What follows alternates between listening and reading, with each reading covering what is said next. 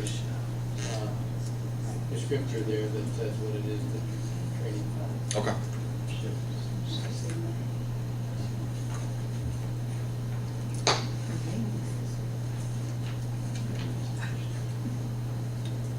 Okay. So, can I have a motion on the SOPs on the bicycle patrol? The only other question I have is, you have vetted this with your officers, and there are officers interested and willing? I think we asked this question once Correct. before. Correct, I have 5. Okay. I would move authorization of the SOP deployment of police bicycles and management of the police bicycle operations. Second. All in favor of the SOPs on the bicycle patrol guidelines? Aye. All opposed? Okay. That passed. Okay, and one last thing, very quick. Patrolman Mark Naylor is up. He has completed 6 months of his probationary period with the police department, with him being a lateral. At 6 months is when we promote them to the rank of first class. So I'm asking for a recommendation from the board that he be promoted to class, or I'm sorry, first class patrolman, effective May 8th, 2016. Make that motion. Second. All in favor, say aye. Aye. So passed. We did start 2 patrolmen Monday? Today. Today. Correct, yeah. We had Mr. Jacob Mays and Eric Lusk started this morning, so they're excited and ready to go. 2 good ones there. Yes. Thank you. Thank you. Thanks, Chief. Okay. I have Ron May on the schedule for Title VI. I got my timer out. Yeah, I brought my own. Oh, okay. And Darrell, I'm sorry to have to report to you that this same presentation, or at least a similar one, will occur to the council this evening. You can choose which ones you want to pay the most attention to. Good evening. I'm here this evening to speak with you about Title VI of the Civil Rights Act of 1964 and the Americans with Disabilities Act of 1990.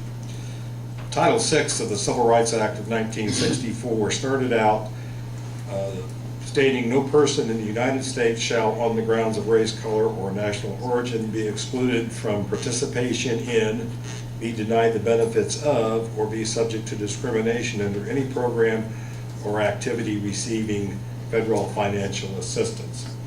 And as probably we are all aware, the federal government touches the city in many areas.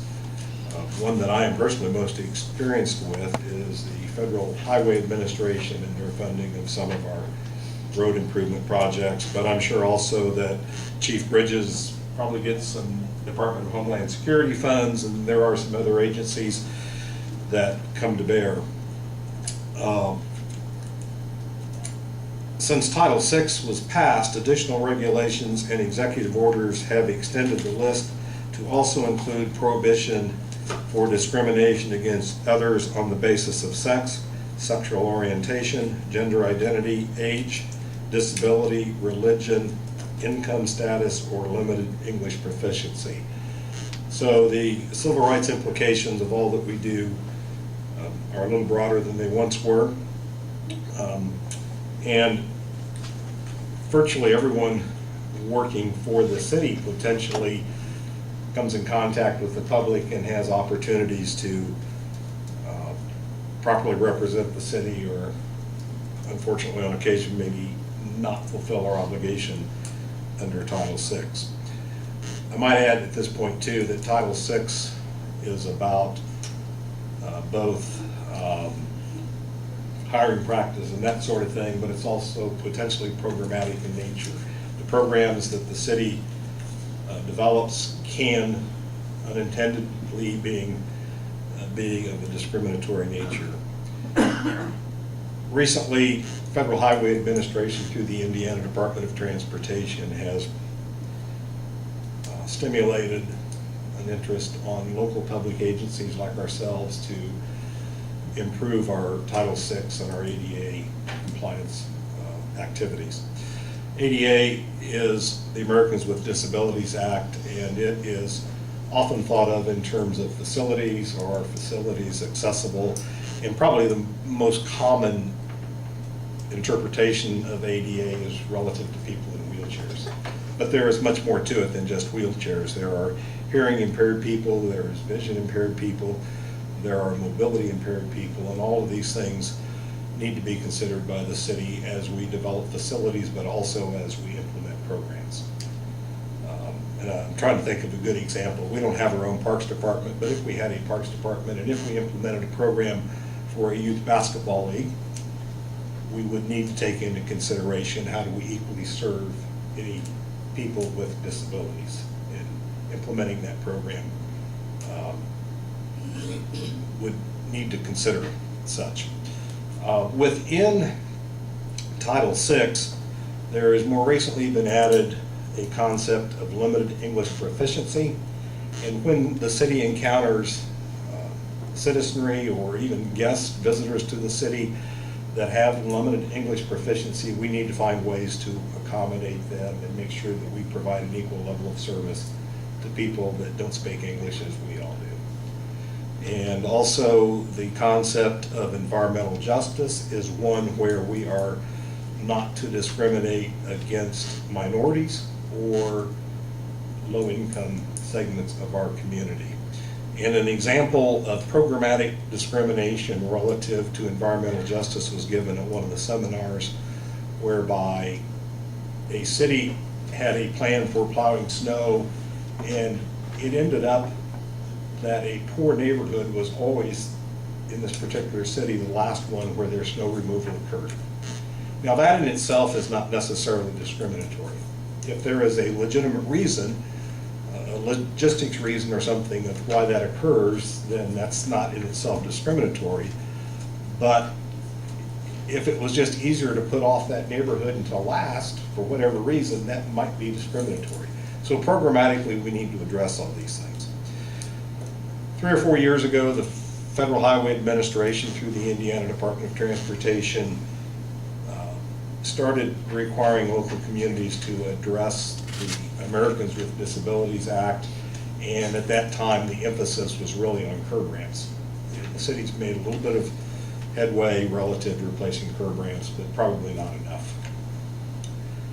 And more recently, there is a large emphasis from Federal Highway through INDOT to implement a Title VI implementation program.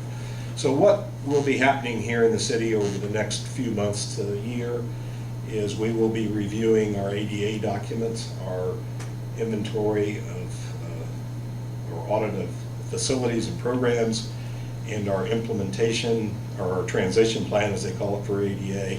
And at the same time, we will be developing a Title VI implementation program. We need to do these things because if we choose to continue to receive federal funds, we have to have these policies and programs in place, and particularly where Federal Highway Administration is concerned, they are the ones leading this at the moment.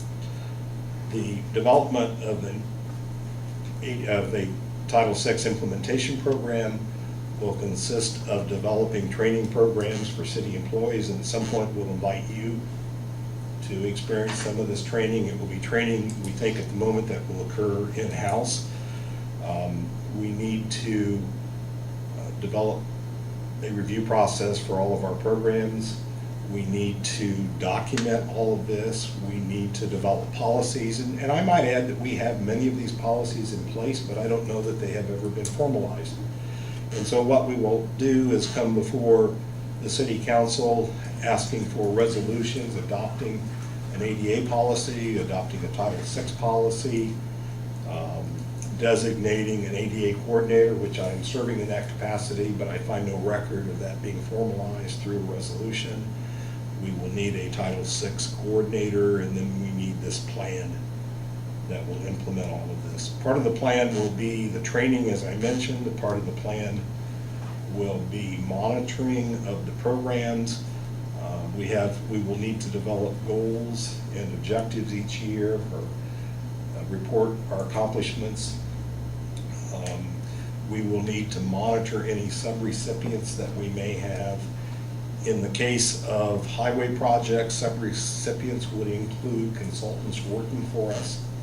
Now that'll be, I think, relatively easy because most of the consultants that might be working for the city also work directly for NDOT, so they're going to be compliant, I anticipate, regardless, but we still have a duty to monitor that.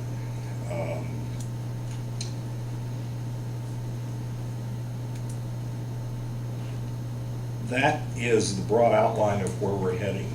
And over the next period of time, I'll be back before you and the council to keep you appraised of what's going on and where there are programmatic issues. It may be the duty of the Board of Works to consider the implementation of such policies, and other areas will be the duty of the council to implement policies. It's a fairly involved process. We're not starting totally at ground zero. Some communities are better than us, and some communities are not as far along as we are.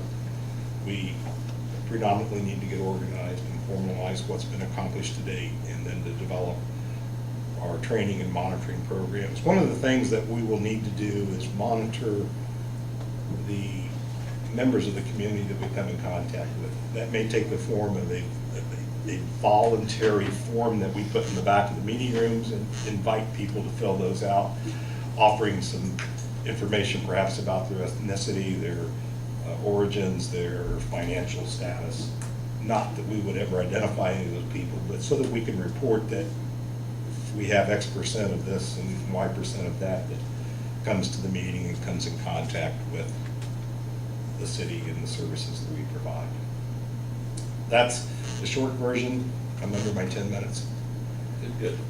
If you have questions, I'd make an effort to answer, but otherwise it's just something we're working on. You need to be aware of. We've been working on this thing for a while already.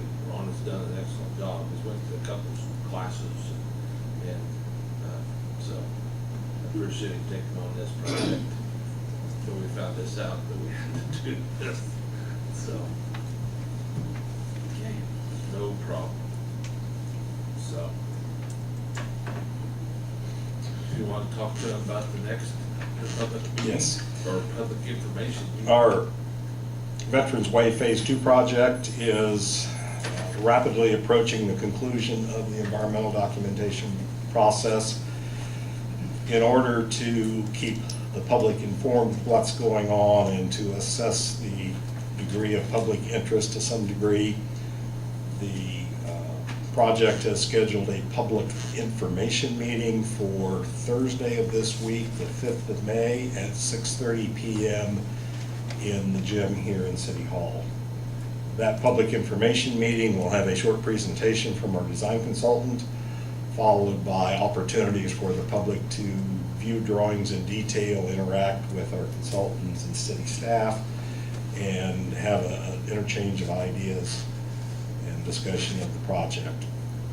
Everyone, certainly you all, and also the public as a whole, is encouraged to attend and participate in that process. Depending on the outcome of that, we may elect to offer a public hearing, or in fact, we may simply hold a public hearing. That is a requirement of the environmental process, that we at least offer the hearing. The hearing process is one of where people make comments, and we don't necessarily in that meeting respond to those comments. We simply collect those. And then after a hearing, there's a period for written comment. And then we have to respond to any comments, any and all comments that we receive. And at which time, when that's behind us, the environmental process should be concluded, and we will then be in a position to move on to final design and start working on right-of-way acquisition and those sorts of things. Okay, so if you all could be there on May the 5th, which is Thursday, at 6:30, we'll appreciate it. And that way you kind of find out where we're going wind directions and all that, so. It's something that we feel we ought to do, get her out there before waiting too long. And hopefully the public will show up and have interest and express their views, and it'll help us to conclude the process. Right. Okay. Is there anything else, Ron? That's all I'm aware of. Okay, thank you very much. You're welcome. Okay, Mayor, next, fire department. Well, some of you know, I'm in the process now of working with the police department, fire department, Washington Township, and we are gonna put a fire station on the other side of the tracks. With the help of Brendan and Steve in Washington Township, we will put the new fire station in the police department and building it on the back of the bay back there. So, we're trying to keep the cost down this way. We will have 2 men over there plus an engine for that time. I did talk with NDOT about overpass over the tracks, and that's something we may look down the road. But that's a heck of a big project, I found out, and it's a lot of money in it, but that would be way down the road. And I don't believe we have time to be way down the road. I think it's time to get people over there, and at least have some guys over there that can assist our citizens on that side of the track, plus, it's just where we're going. And so, we are in plans right now to take that next step. We've already got some estimates, and then we'll go from that and start doing the formalize. Washington Township will be partnering with us in this adventure. So I think it's a very positive thing. But Steve and I had talked about this in February, and we're just kind of, and then we got Brendan involved, and Brendan was a big help. The reason we decided to go over there because of the dispatch center is no longer there. So Yeah, freed up some space. We'll move the detectives up front, and then the station will be in the back of the station, or the back of the police department. So we will let you know further down the road what's going on and what's going on. Okay.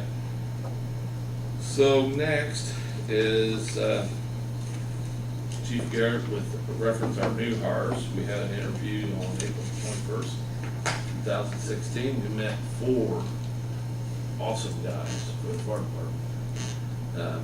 But we can hire 2 right now.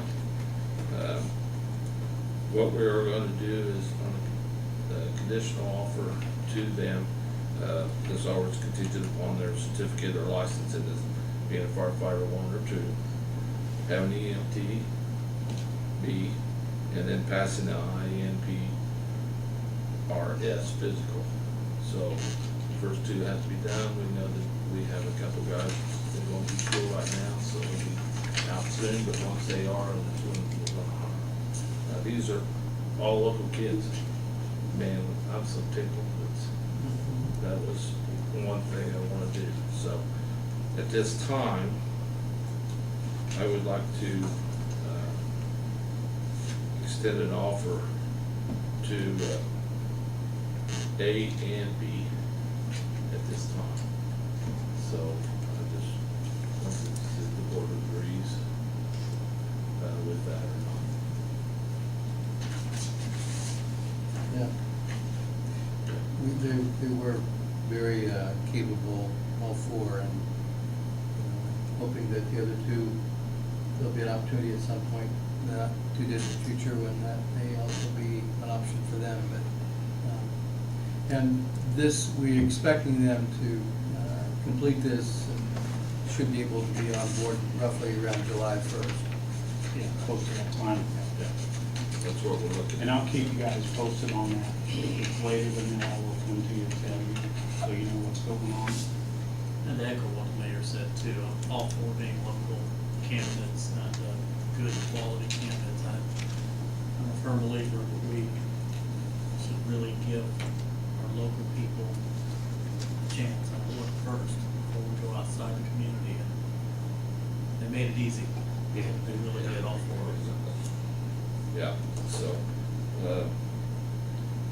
also, Steve has got there was a bill from last year, and I don't know, You need to move. Darryl told me, I need motion to accept A and B. Make motion for A and B. Sorry. Second. All in favor, say aye. Aye. Opposed? Passes, so Steve, you'll contact and get with me, and I'll show you who A and B is. Okay, that'll work. And then Steve we've got a bill from last year on the fire gear. That was approved at the end of the last year in December or November. I don't know if you got, with Darryl, if you remember, when they wanted 15 sets or 10 sets. We're on the board, so we know what's going on. Well, but didn't they bring it for the council too? No, they did. But we do have a bill, and I wanted to just kind of bring it up to you. This is about how much? $27,455.20. It's for 15 cents a turnout gear, and they wanted to take it out of the accumulated fire fund of 2015. And it was supposedly approved by the Board of Works. But I think Rick David remembers it being brought up. Was it in any minutes? I just got this right before we I started. remember it. But, I remember well, because I'm sitting there, So- why would we need 15? Because we buy. but it wasn't paid, No. No, we just so we're got gonna to take it hear out of this about year's. 4 weeks ago. We're gonna pay it out of this year's. So, Correct. So I So- guess I'm asking for approval to pay this out of this year's accumulated fire fund.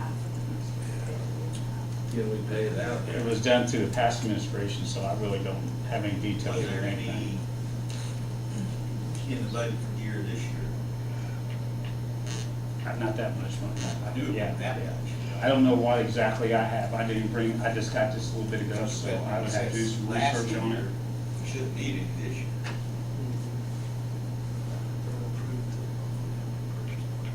Have the goods been received? Yes, the goods have all been received and everything. And the thing is, why I don't want to bring it out if fire gear for this year's, because on our tunes firefighters, I'm gonna have to need money to fire gear for them too, so. Well, it looks like we're kind of without an option, other than to say yes. And as far as I know, King Fire is pretty flexible in terms of what we use for it. Am I right? Thanks.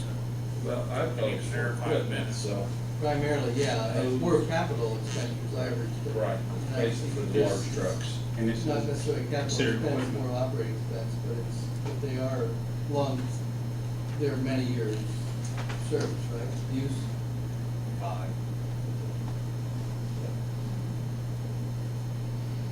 So, So if you need a confidence that you can do this, I suppose we have to say yes.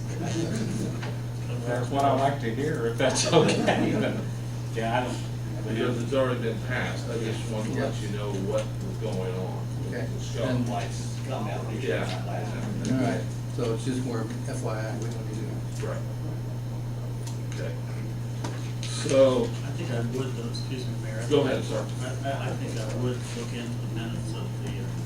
Okay. Verify that. okay, Actually, do that, please. that works. Yeah, I don't remember it very well. That's the only problem on there.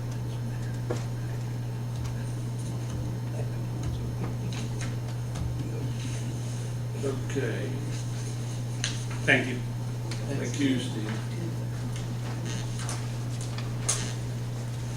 Okay, there's a couple people I'd like to thank. Over this last month, I was a little busy out. I'd like to thank Ellie Burkhart for her project that was Go Greensburg, Keep Greensburg Clean Greensburg. It was an awesome deal. I hope more people next year get involved. I was kind of surprised when I went out and about. It was pretty neat. So I just wanted to thank her, and she started this project when she was in the sixth grade, seventh grade. I know she was in the junior high when she started this, and now she's growing up. So I just kind of want to talk, also, we had a proclamation for Meals on Wheels volunteers. I thought it was an awesome program, and I'd just like to thank Diane Robbins for inviting me, and also my volunteers there. They do a really great job, so I just kind of wanted to remind you that.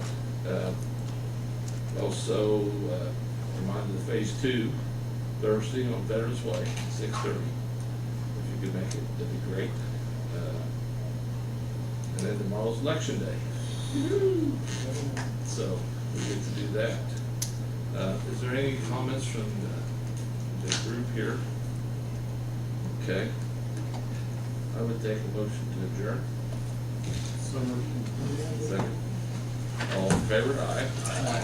Opposed? Thank you, guys.